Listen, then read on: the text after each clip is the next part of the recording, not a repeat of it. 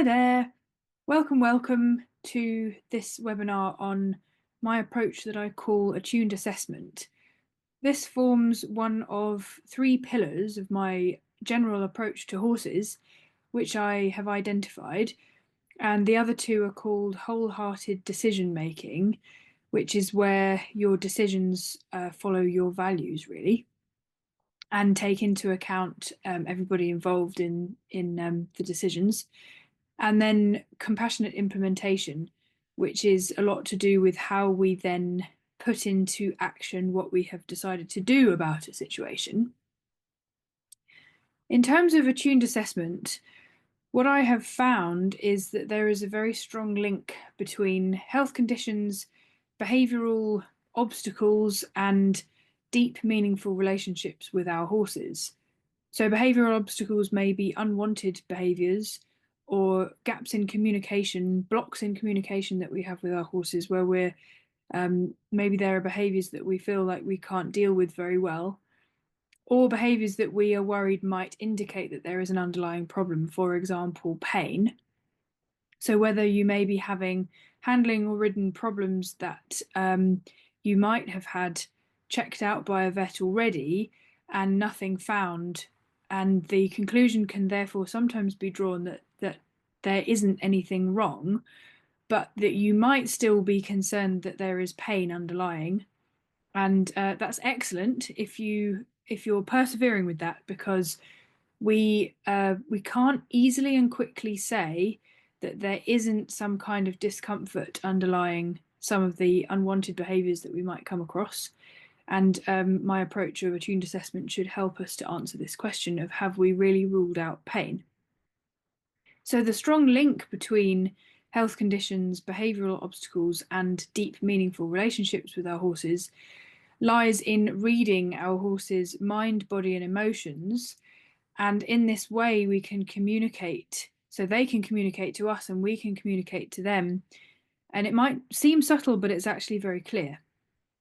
Prevention, investigation, and recovery are then a journey that you take together with your horse, as opposed to a bit of a battle of trying to do procedures to them in order to see if we can help them, but we're not really sure how far we're getting. You can really hear your horse tell you how they feel, often where they hurt as well. Certainly, we can use this approach for how they best learn, and training approaches that we can take, and what they need in terms of their lifestyle as well. So, attuned assessment is my way of building both a broader and a more in-depth picture of the animal's clinical signs than I have found a conventional veterinary clinical examination can often achieve. A physical examination by a professional is still usually needed, certainly for physical problems, often for behavioural things as well. But this way of starting can help to direct you to maybe which professional it is that you might need to come out to do more of a perhaps structured examination and maybe some tests. And it has at its heart two-way communication. So the animal is really an active participant and is able to use their voice in, so their actions change what we then do, and they learn that that is the case, and so they are more likely to give you more information. They're also more likely to want to cooperate in anything that you are going to then help them through what they're going through with. This approach requires you to really slow down, be present, so be focused on what's going on with the horse in front of you, as opposed to maybe having your mind in the future, worrying about what might happen next, or maybe having your mind in the past in a story that you already have about your horse. So that's what I mean about being present. And observe using all of your senses. So we can watch, we can listen, sometimes smell, and then touch. And we can also take things like measurements and videos and photos. Those are all really helpful, and I'll talk about those in a little while. But the distance observations and certainly hands-on is very feel-based. An important thing about staying present, or an important part of staying present, is actually leaving the interpretation of what you see or hear or feel until after you have observed that or noticed it. Because interpreting it at the time is tempting. We, as human beings, we always want to add meaning to things. And that's very understandable, but it can introduce judgments or conclusions that we draw that can cloud further observations or lead to a sort of tunnel vision or confirmation bias where we've almost already decided what it is that's causing what we're observing, or some things that we have already observed. And so after that, we only really notice things that add to that theory. And we might be unconsciously discarding pieces of information that conflict with that theory. So it's quite a discipline, but it's very helpful to leave the interpretation until you have gathered more information. Why did I call it attuned assessment? Well, there are various definitions. The Merriam-Webster dictionary definition is just to tune or to bring into harmony. So, I mean, that's a nice concept in terms of working with our horses in general. Another definition, which is in the Cambridge Dictionary, is to make someone able to understand or recognize something. And from my point of view, that's us being able to understand or recognize something in the animal. There is a definition which is in relation to energy medicine, which is a personal spiritual practice and healing modality offered through the hands. I don't claim that that's what this is. I have no idea what's going on sometimes. Sometimes they you get into what feels like such a conversation that they will end up showing you where they hurt. They will tell you it's there. There's another definition by Dr. Daniel Siegel. So this is from a psychotherapy point of view in people. And that definition is: when we attune with others, we allow our own internal state to shift, to come to resonate with the inner world of another. I don't know how much we can ever claim to know the inner world of our animals. It's a nice aim to have, though, and I think it's a nice feeling to have in mind when you are assessing them. And then Sarah Schlotte's definition is the sense of being seen, being heard, feeling felt, and getting gotten. And she describes this as attunement as applied to interspecies neurobiology. So I really love that definition as well. And I think that really fits well with what I'm trying to achieve here. So it's clear that resonance is important. And I'm going to go into resonance now as well. There's a wonderful book by someone called Sarah Payton called Your Resonant Self, and it combines some neuroscience and somatic meditation techniques. And a key part of that is getting in touch with your resonant self. So this is all in terms of, it's nothing to do with horses, but she has some excellent stuff that really does apply here. And she says that resonance is the experience of sensing that another being fully understands us and sees us with emotional warmth and generosity. So again, I don't know how much we can ever claim to fully understand our horses, but I think that the aim is the important bit here, the intention and the kind of feel that we bring to the interaction. That's definitely something that I would be looking for. And the other thing she says is resonant language is language that gives people a sense of being understood. And we can certainly communicate with our horses in this way, not necessarily with spoken language, but in the actions that we take in response to the actions that they take. And she talks about developing resonance skills, and that this does definitely start with yourself. It's amazing, really, what sorts of conversations you can end up having with an animal when you really go in with that intention in mind. So a big misattunement would be missing that an animal is in pain, or not responding to this with resonance. So not responding with understanding and emotional warmth and generosity. And a big part of this is not necessarily anything to do with cruelty or negligence or anything, but it's just a lack of awareness. So the awareness part of this is the crucial part. And awareness is most helpful when it is non-judgmental, and it's most effective when you remain present in the moment. So a really important part of the attuned assessment process is leaving your interpretation of the signs that you notice till later. And I will go into that in a bit more detail later on. Attuned assessment is mostly, really, I focus on its use in investigating problems.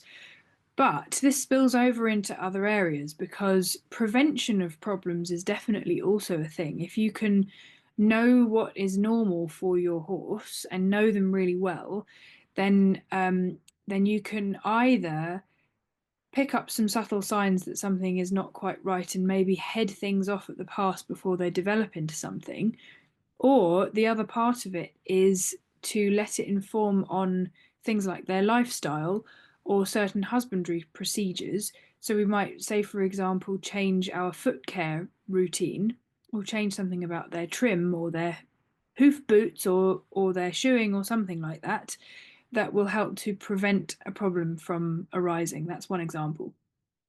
Certainly in recovery from health conditions as well, we can use it as a monitoring tool, and we can see whether they are actually getting back to the same as they were, or hopefully even in some cases better than they were. The approach where we use two-way communication may or may not be appropriate in emergency and urgent situations. So, I mean, ideally, we would be communicating well with our horse at all times, no matter what the situation, but that is not always the case. Sometimes, if they are in trouble, in order to safeguard their health and welfare, we may need to use some kind of physical or chemical restraint or containment, for example, and they may actually be quite clearly telling us that they would really rather not be still for a certain procedure, for example, stitching a wound, but it may be unavoidable. So I'm very keen to do these things with in as non-traumatic a way as it is possible to do. And then in some cases we may need to go through some relationship repair afterwards if we haven't quite managed to do that. And I go into this in a lot of detail in my needle shyness online course. So a huge amount about restraint and also the use of certain sedations and things in a very ethical way, and in a way that is effective in trying to minimize the possibility of trauma developing.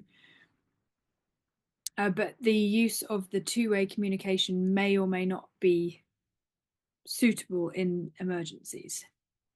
There's a very strong link of the attuned assessment approach to pain and discomfort.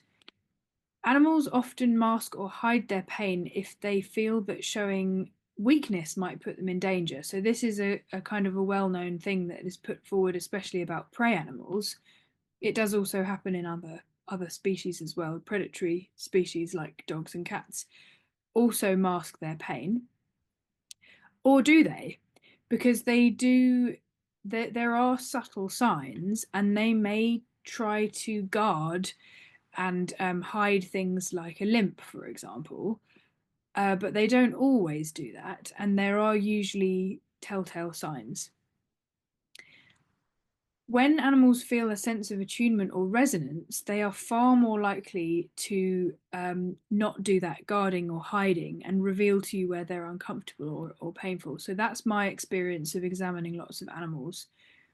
And a sense of safety and connection can also sometimes reduce the either the degree of pain or maybe how unpleasant they actually find it, if they are in a state where change and healing is actually sort of open to them. So I say this definition of pain a lot, and it's because it's really important that it encapsulates lots of different aspects of pain which may sometimes be overlooked. Pain is an unpleasant sensory and emotional experience associated with or resembling that associated with actual or potential tissue damage. That's the International Association for the Study of Pain's definition of pain, updated in 2020. The thing that is important about this definition is a very short statement, but it includes a huge amount of information. Importantly, pain is not only a sensory experience, so it's not just neurons firing, it is an emotional experience as well. And so the emotional background that the pain is sort of introduced into or overlaid on the top of has a large bearing on how copable with the pain is, and also the degree to which it is perceived, and whether the horse, the being, feels incredibly unsafe or just in pain but not unsafe with it. The other important part of this definition is that the associated with or resembling that associated with actual or potential tissue damage, basically there doesn't need to be any tissue damage in order for there to be pain present. So there doesn't actually need to be a lesion. There might be a lesion, or there might not be an actual pathology there that is causing pain. And sometimes that is difficult to tell, but it's very important to remember that when you are going for a veterinary investigation of pain, because in veterinary medicine, we try to find a lesion as evidence of something to make a diagnosis. And sometimes that is definitely needed, because we need the diagnosis in order to have a specific treatment for it. And we need that information to proceed. In some cases, though, we may not need to find an actual lesion. We may actually just need to treat, because it might not be findable. We may need to treat as if there is pain present and resolve it that way, because we might be chasing something that we're never going to find. But we can't say, because we haven't found it, we can't say that we have ruled out pain if the horse's behavior is still suggesting that there is discomfort there. So, how to do it? There are sort of three arenas, I suppose, that I broadly think of with this. So one is distance observations, and for this I often set up stations for the horse to interact with that are food and sometimes scent as well, usually both. Usually not only scent, because they have a bit of a stronger motivation to look for food. The second is interaction observations. So noticing things that happen when you are doing sessions with your horse, either on the ground or under saddle, when we are interacting together. And then the third is a hands-on assessment of their body, where we respond to their signals, subtle behavioral signs, things like facial expressions, body expressions, breathing, how their body actually feels to your hands, listening for their responses, those kinds of things. And as you do that, they change the way, in my experience, they will sort of start to be a bit more demonstrative about where they really like being touched and where they are a bit uncomfortable. The other part of this is measurements and photographs of some things can help a lot. So there is a validated system of measuring up feet, hooves, and some measurements are quite well established metrics for hoof health and postural health. There's a bit less evidence for marking up other areas of the body. So photographs and looking at sort of general attitude and muscular development, that kind of thing, is helpful. There's a little bit less evidence for actually marking up other parts of the body, though. Other things that we can look at are their emotions. So this is part of our observation. It's really important part of our observation is how they feel about food and eating, how they feel about moving in general, maybe being asked to move by a person, how they feel about being approached, touched in different areas, how they feel about pressure, so whether they see pressure as information or whether they see it as very threatening, whether they find cues or prompts or commands. So these are all slightly different things, but people might use them a bit differently. Whether they find them worrying, or whether they know the answers and they are able to respond, or whether they have no clue what's going on. All of these are very, very useful and can inform either on our training approach.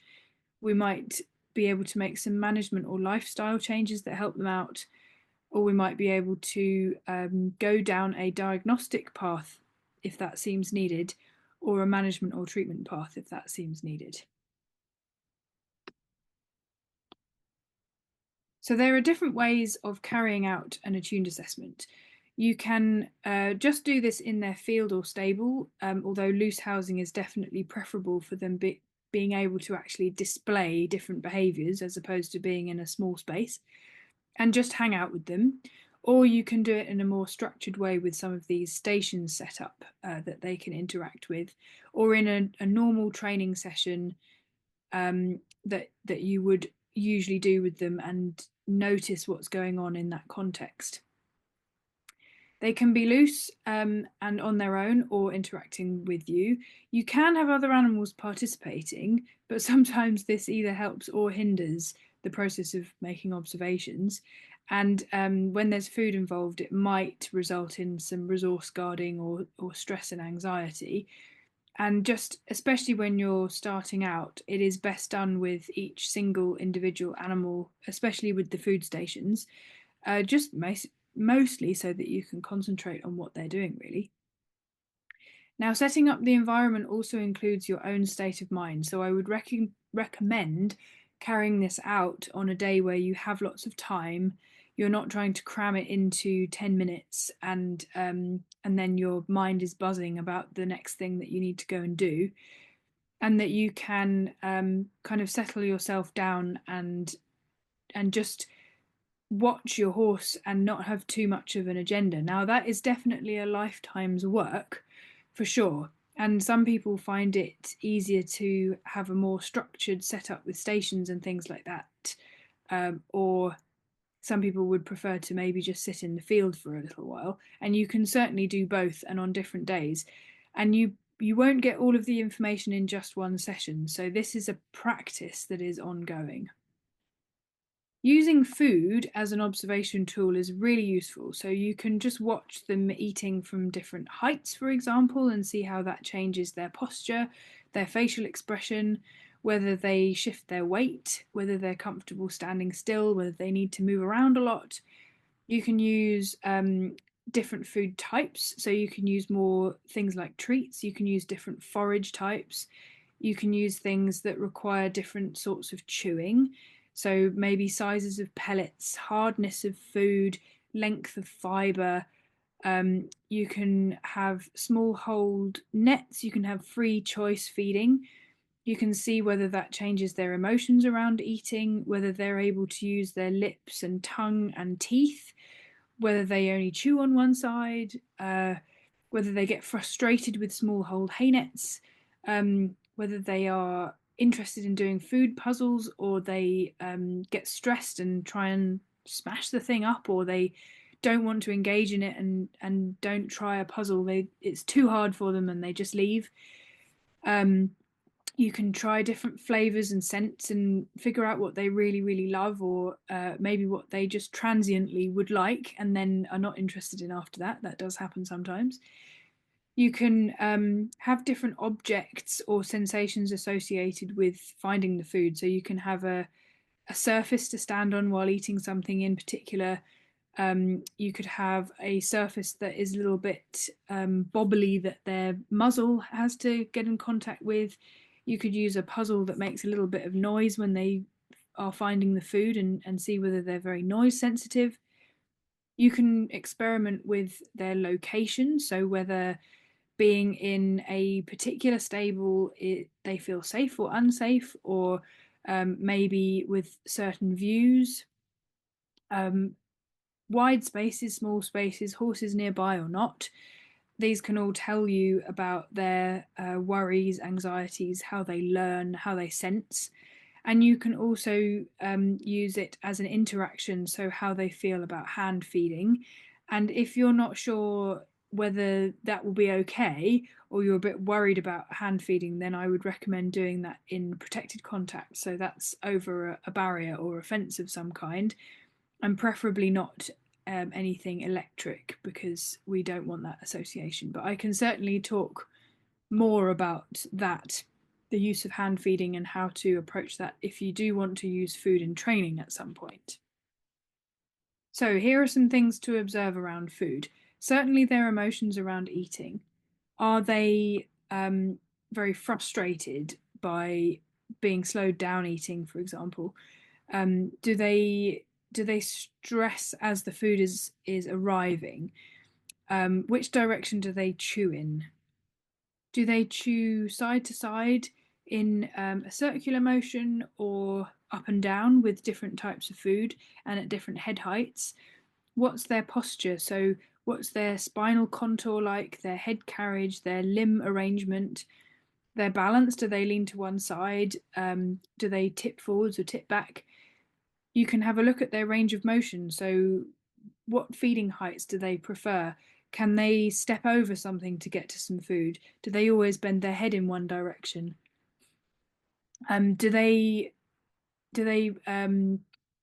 exhibit any hypervigilance or extreme noise sensitivity if there is a noise nearby, or if the food makes a noise?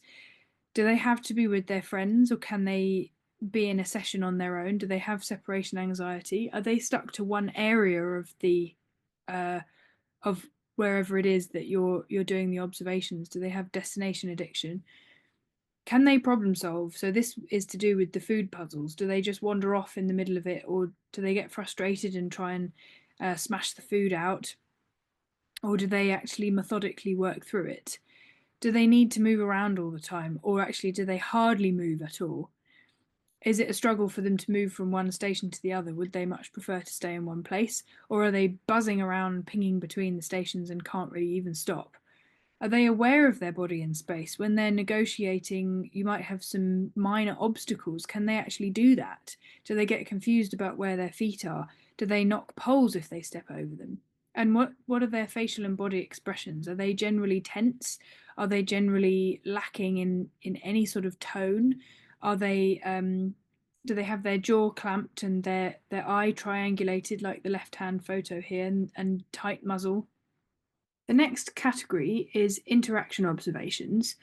This is, at its simplest, just noticing what happens between you and your horse without trying to influence anything when you are interacting. So, whether that's catching your horse, maybe grooming them, riding them, doing a groundwork training session, just notice what is happening within you, within them, and between the two of you, and without necessarily trying to change that at the time, just gathering information.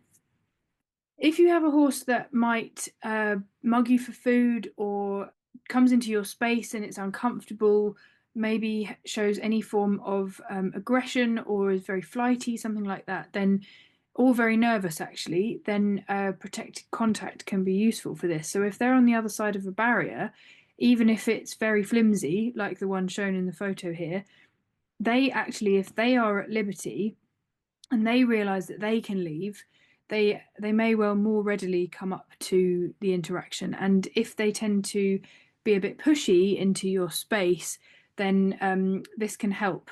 A barrier that they won't push through can really help for you to remain in a sort of neutral composure and just concentrating on the interaction, as opposed to trying to either step away from them or ask them to step away, because that introduces a lot of stuff, and then you can notice what's happening. So, say for example, if they are coming into your space, is it because they're lacking balance and they're falling forwards? Are they sort of wanting physical contact? Are they looking for food on you? Are they itchy? All of these sorts of things. You can continue to use the stations interacting with them. So you could lead them around, or you could be at liberty and sort of walk around and demonstrate things to them. Or you can just carry out a usual session. So whether that's groundwork or riding, or general husbandry procedures like cleaning their feet, putting a head collar on, grooming them, that kind of thing. Husbandry procedures really give you a wealth of information. So maybe grooming, which brushes they like and which ones they don't, where on their body they like to be groomed, if they've got particular scratchy spots, if they've got very tickly spots, if they've got bits that They stand stock still, staring with no blinking and stop breathing. They might be uncomfortable, or they swish their tail and they put their ears back, those kinds of things. So different horses often give you different signs for the same thing. So getting to know the individual is an important part of this. And a husbandry procedure that gives you a huge amount of information is foot handling. So cleaning their feet and them having them trimmed or shod or boots put on, because it gives you a huge amount of information about their balance, their range of motion, their awareness of their body in space, pain, whether they seem uncomfortable afterwards, stiffness, that kind of thing. Within these interaction observations, if you're looking at what comes up in you as well as what comes up in the horse, so whether you feel feelings of frustration or anxiety or even panic, or maybe deep contentment, notice when those things happen, and then you can start to work towards sort of curating your situations so that you have quality time, basically, and so that you can identify where you may need to change aspects of how you approach certain things, or maybe how you just set up the environment for certain activities so that it's a bit more of a pleasant experience, or it is more conducive to learning.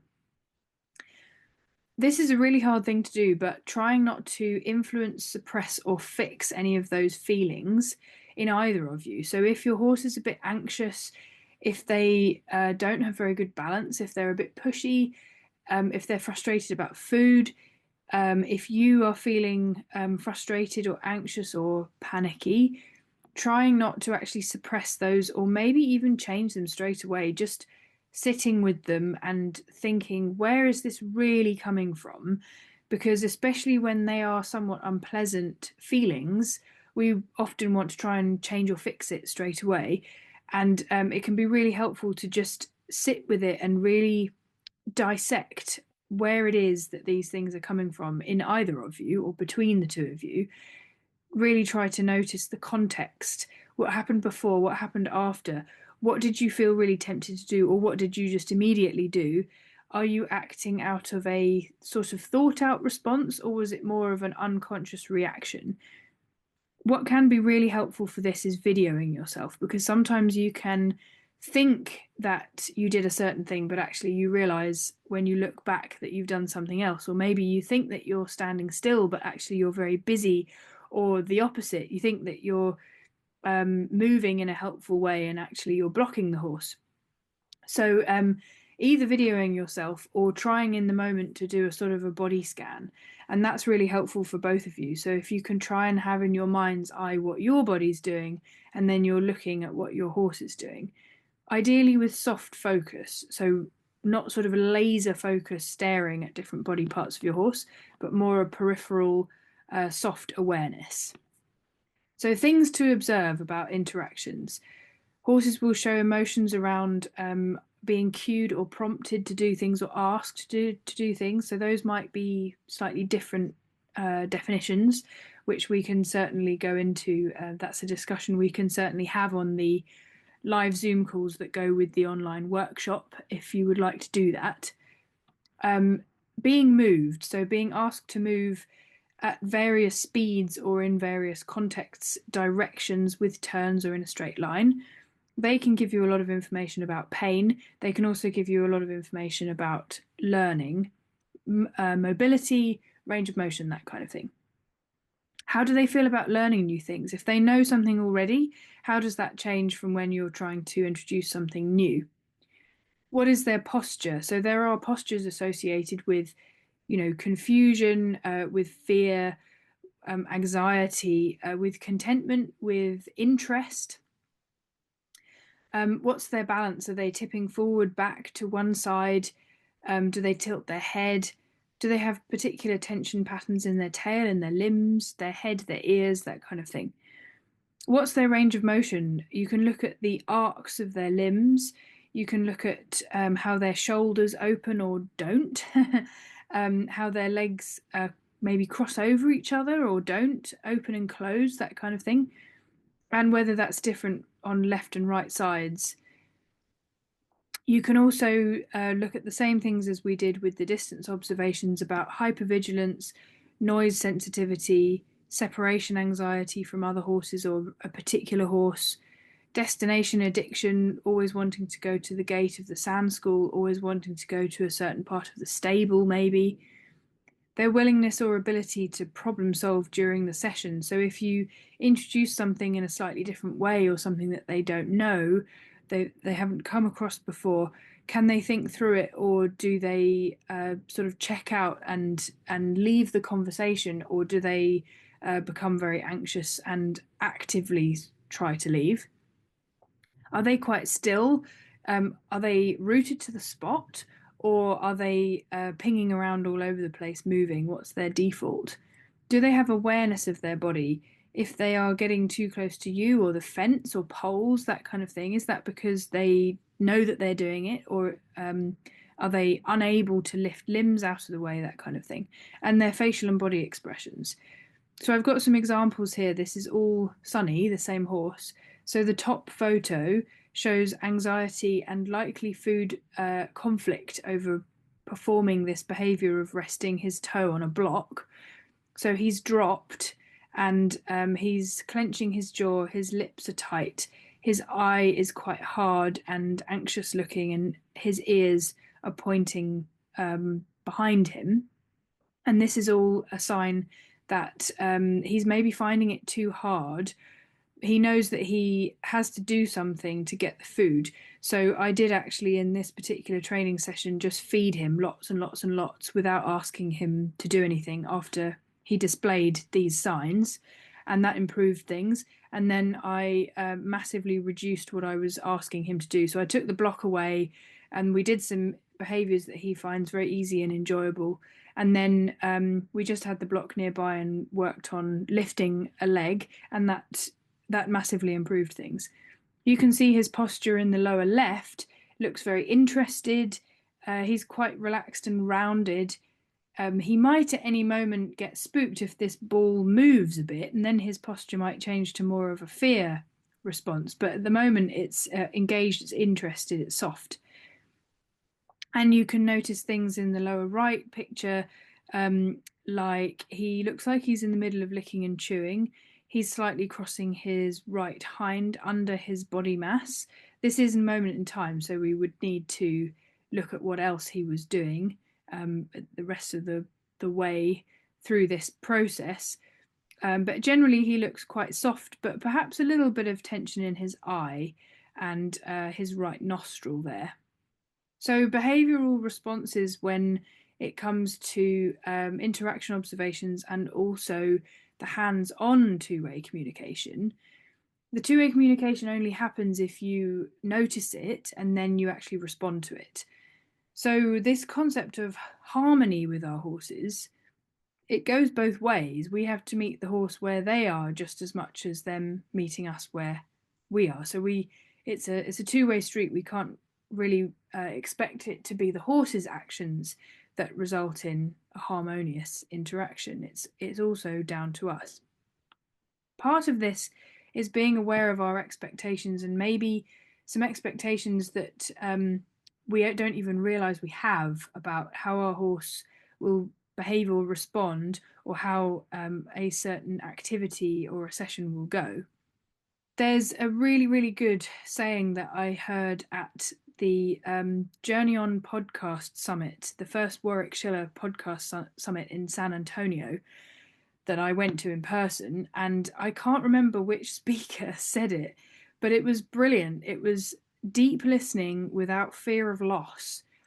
And sometimes when we think that we are open to hearing what our animals have to say, we actually would prefer for them to say something in particular, because if they say something else, we have this fear of loss, of maybe our relationship is not what we thought it was, or maybe they don't enjoy doing a particular activity as much as we thought they did.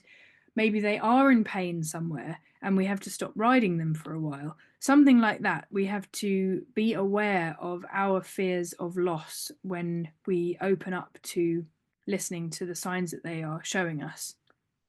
And we have to be ready to listen to them saying no to doing certain things.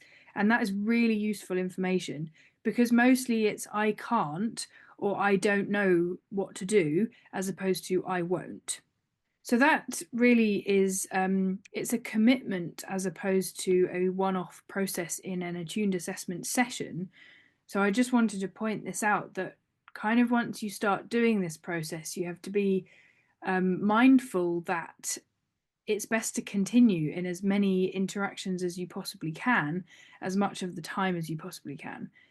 Sometimes that's not going to be possible, especially I'm very aware of this as a vet when we have to treat health problems and things like that, because sometimes we, if it's an urgent or an emergency situation, then we may need to exercise some form of restraint in order to keep them safe. But we should always be doing that in a way, if we can, in as non-traumatizing a way as possible. But the rest of the time, if we really want this relationship with our horse, then we need to give them a voice and the choice and be committed to that, rather than it just being in an isolated session.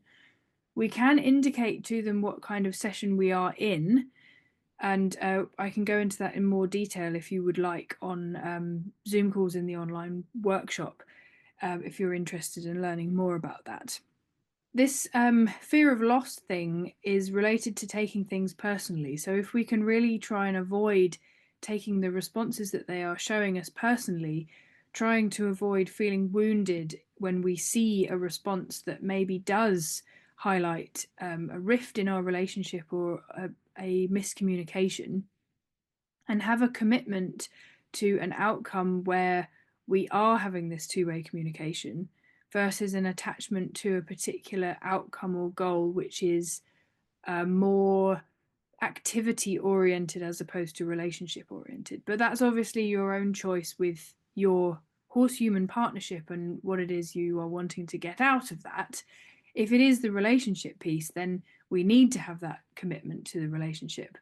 If it is more of an activity goal, then that's kind of a choice. There may be some rifts in relationship that happen as a result of that, if we pursue that without taking into account the horse's feelings on the matter. So moving on to the hands-on session, this is where responding to their subtle signs of concern, or of anything actually, just their subtle signs, it might be of relaxation and deep contentment, we can have this conversation with them that they can communicate with us about where they have discomfort, worry, or even pain, maybe tension as well. So this involves exploring your horse's body on their timings when they are ready, and sometimes they are not ready even for approach, they're not ready for touch, or they're not ready for it in certain areas of their body. And you can actually do it by looking at certain areas, not only by touching them on their body. But this is hands-on. Ideally, we will get to that stage. You can have the two-way communication about when it is appropriate to actually put your hands on them, and when they are actually not being a willing participant in this process. So there's a thing that I call attuned approach, which is part of asking them if it's okay if we touch them. And that I can go into in more detail about how I do that. But it does involve a sort of an approach and retreat thing, but it's very much a conversation where you change your response gradually as they subtly change theirs. So yes, you can just look at their body in certain areas if they're not yet truly consenting to actual touch. When you do get your hands on, you use a soft focus to look at their responses. And I really like to look at their face a lot, but also things like tension lines along their back, their general posture, what their tail is doing, and their breathing. It's very important. You can start to get a feel, so you can start to feel things under your hands, as well as listen and watch them. So we don't really want to sort of laser focus staring at their eye, for example. We'd like a soft focus and a sort of a sweeping look around their body. Not sure if that's quite the right word, or maybe stroking. It's like you do strokes over their body with a soft focus. So you keep sort of checking in with things. If you notice that they are sort of engaging your eye with theirs, then I would actually focus on that. But again, not with a laser focus, just with a curious soft focus. And you can have a bit of a conversation with the type of blinking that they're doing, for example. Or you can just be with them while their breathing changes. At the same time as you are watching, feeling, listening, notice what happens in your own body. So, do you get sensations in different areas of your body? Do you feel tension? What emotions are coming up for you? You might have sort of adjectives that suddenly come to mind about certain areas of your horse's body, or what you're feeling about your balance and your levels of tension. Give plenty of breaks when you're doing this, and certainly fully stepping away from them. And sometimes they will give you a much bigger response when you do that. So this is all on their timings as opposed to on ours. And so you do really need to make sure that you're doing this at a time when you have plenty of time to do it. You're not trying to do a rushed session. So what are we looking for when we're doing the hands-on observations? So the response is obviously a big one. That's the attunement part. Changes in their breathing, so rate, depth, the way that their rib cage moves, the way that their nostrils move, maybe their head carriage while they're doing it, their blinking, so rate, softness of blink. There's many things with that which I go into in a lot of detail in the online workshop. Head carriage, facial expressions, so areas of tension, whether they need to move their feet, and how they're organizing their body. So what are they doing with their limbs? Do they have them all bunched under them? Are they standing diagonally? Are they standing curved? And then under our hands, we can feel the texture of skin, muscle, fascia. Do things feel hard, rough, smooth, bouncy, spongy, sometimes stringy, really soft, like butter? Are they buzzing, twitching? What temperature are different areas? And then again, what's happening in you? So, can you feel your breathing? Is your heart hammering?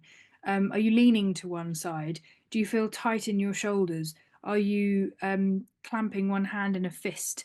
Are you propping themselves up on them? Are you holding on to the lead rope?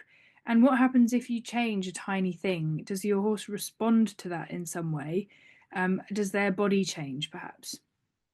And respond to their responses and notice how much more they then show you. And this may or may not happen in a single session. Sometimes you have to do multiple sessions depending on the horse. Some of them are very demonstrative straight away, and they have been telling you things, or people, humans, things for a long time. Other horses are quite checked out and shut down, and it takes a while to coax a response out of them. So use all of your senses. I've already said this, but watching, listening, feeling, smelling. Senses including what's called neuroception and interoception. So these are things where they're basically us feeling things in our own body.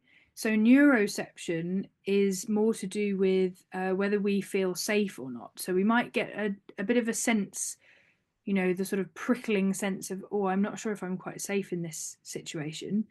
We can start to tap into that to make it a bit stronger, because we might have dampened it with our very much thinking analytical brain over time, and we need to let that part come out a bit more. And interoception is how we feel our internal body processes going on. So are we hungry, thirsty? Do we have pain somewhere? Are we tense? Are we breathing fully? That kind of thing. And that kind of can lead us to this conversation about inner feel or intuition, because I think that there's definitely a lot to be said for just paying attention to how we feel in our own body, because posture and our nervous system state and things it does actually give us a huge amount of information. We don't often fully appreciate that, and we can actually end up feeling things in the horse if we actually copy their posture and things, or copy the way that they're moving, then we can actually get an idea of where it is in their body that they are maybe tense or uncomfortable or painful. So soft eyes rather than laser focus or tunnel vision. You can choose a particular area to look at. So say, for example, you could choose their neck or their head or a limb, or their back, for example. But try to focus with curiosity as opposed to grim determination.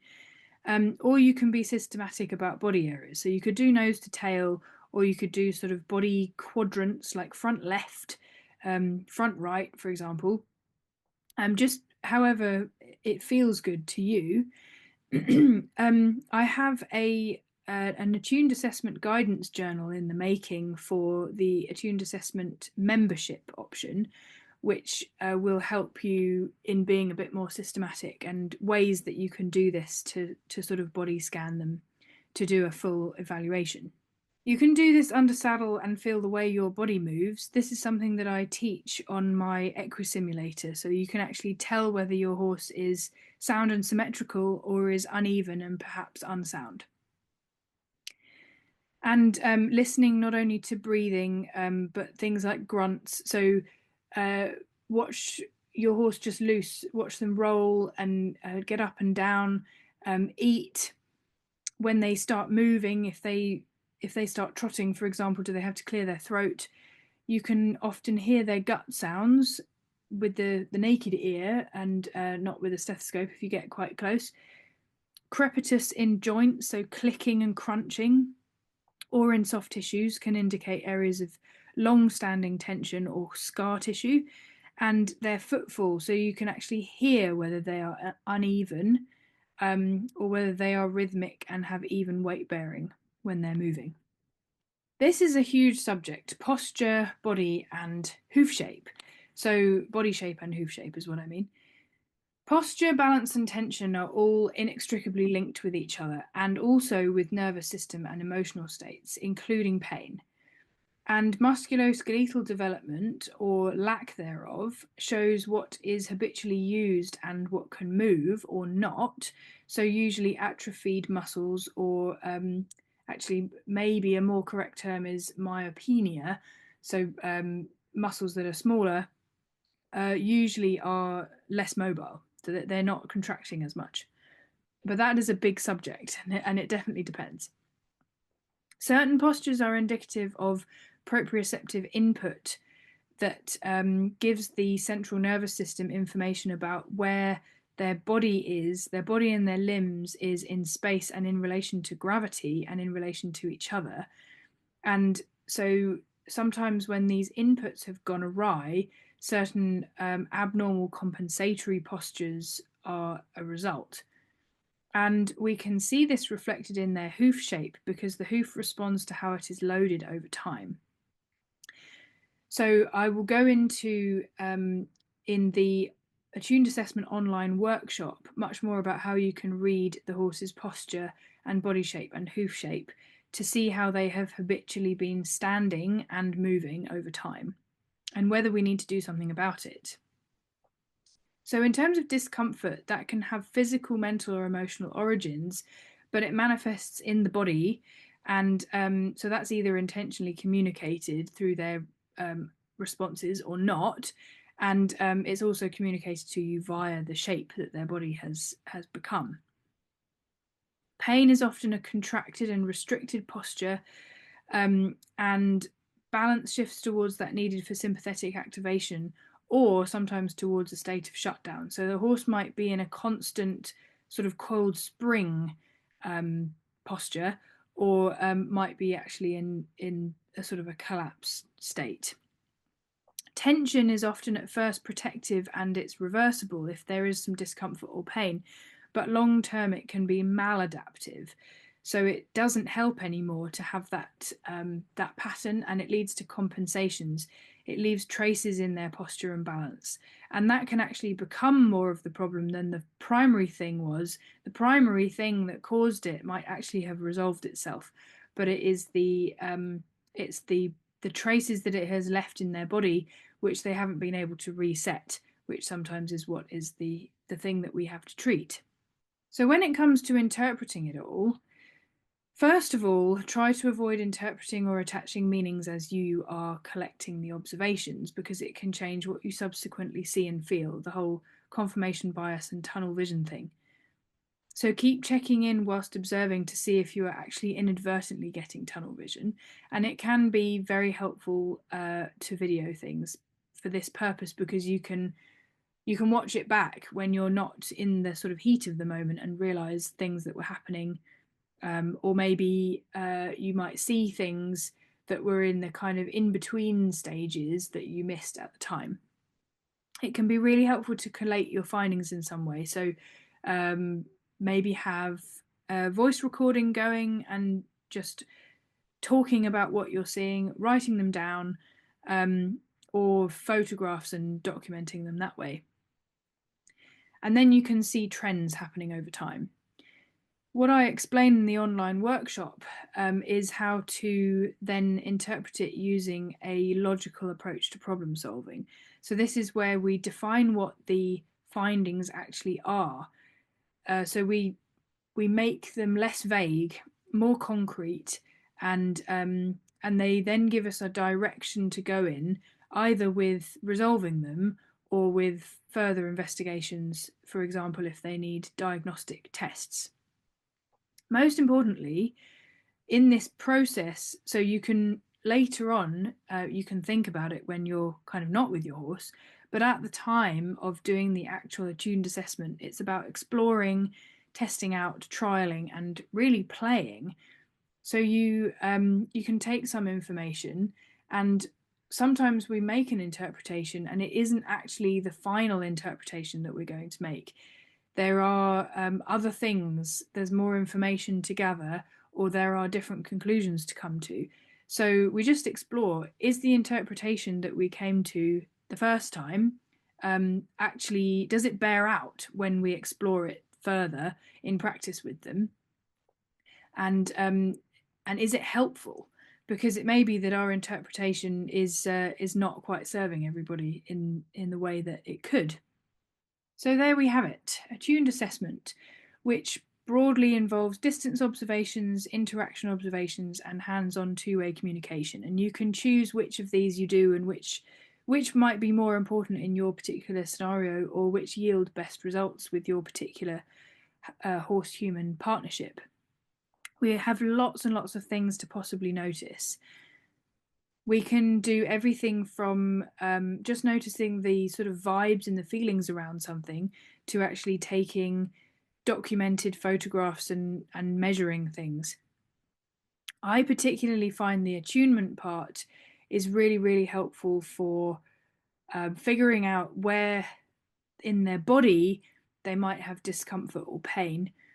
And I also find the part about trying to tell what their emotions are in different situations can give us a lot of information about whether we should be making lifestyle and management changes. So emotions around eating, moving, interactions with other horses, interactions with people, confinement, all of those kinds of things can lead us to realize that they may need some changes in their management for their optimal health and well-being. You can also use it to figure out how your particular horse best learns and problem solves and uses their senses as well, and that can inform on your training approach, and also how they communicate. So what sort of facial expressions or body postures do they use when they are engaged and interested in learning, or what sorts of postures do they use when they're confused or checking out or getting anxious or frustrated or conflicted about the session?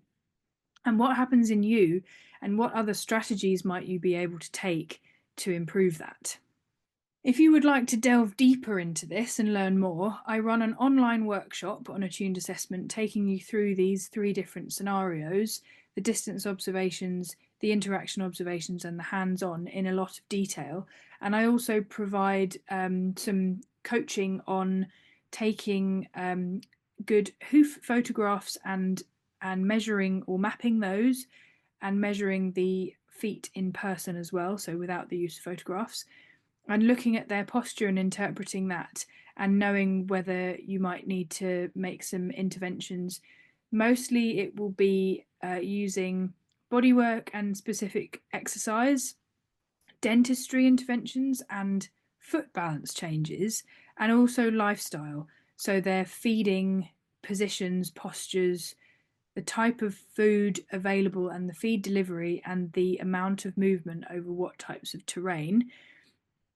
If you would like to sign up, the web page for that is www.nurturingnatureequine.co, so .co.uk/attune.